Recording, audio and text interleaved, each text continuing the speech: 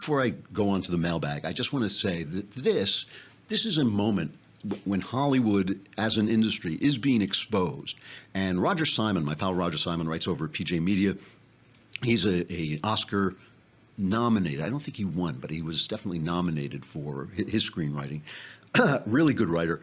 And he wrote a piece today saying this is the moment for right-wing investors to start to get into the popular culture, to start to buy into the popular culture, when the people can see that the left-wing structure that lectures and hectors them every day from their TV screen at night, that it's rotten. It's rotten to the core. This is the time for the right to get in. And Donald Trump, again, God love the guy. I have all these problems with Donald Trump, but he does some really good things. He has proved that if you stand up, like he stood up to the NFL, you can win. The National Football League is now saying it will consider requiring all of its personnel to stand for the national anthem. Trump is winning. It's a move that could diffuse the dispute with President Donald Trump, but create a showdown with players over their right to protest. But the thing is, you know, a woman at ESPN, Jamel Hill, she got suspended because she told people to boycott advertisers if they left the NFL. Michael Wilbon, also an ESPN commentator, accused the owner of the Dallas Cowboys, who said he would fire people. He would take people off the field if they didn't salute the flag, if they didn't stand up for the flag. And so Wilbon went on radio and he called it it's a plantation mentality. They're pulling the race card. But listen to what he says. I use the phrase plantation mentality. So let me repeat it, because that's what it comes off as.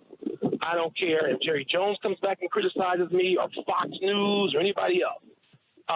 There needs to be open discussion, and sometimes it's harsh. Yeah. And I don't have my bosses tell me what to say, meaning my producers at PTI. I don't have anybody at Bristol tell me what to say, and I'm not waiting for it. I'm not sitting by the phone waiting for area code 860. If it just be with Todd.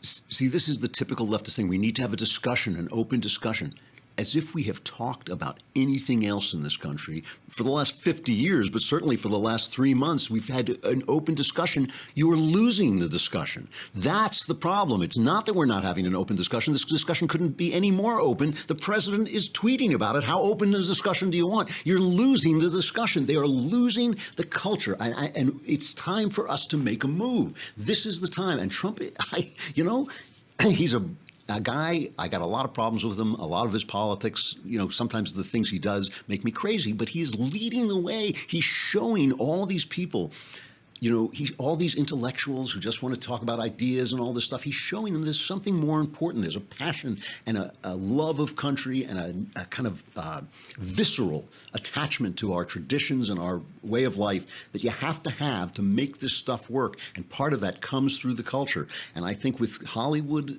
being exposed as being as hypocritical as it is, with the NFL being exposed as being completely vulnerable to the audience because they thought they were so big no one could touch them. I think this is the moment when we have to start to strike back. Guys with money, guys with talent, all those people have to start speaking out fearlessly, because that's what it's going to take, because you're going to be called racist at every turn. You're going to be called sexist at every turn. You're going to be called a million things. You have to never back down. We have to push forward, because this is the moment when we could win.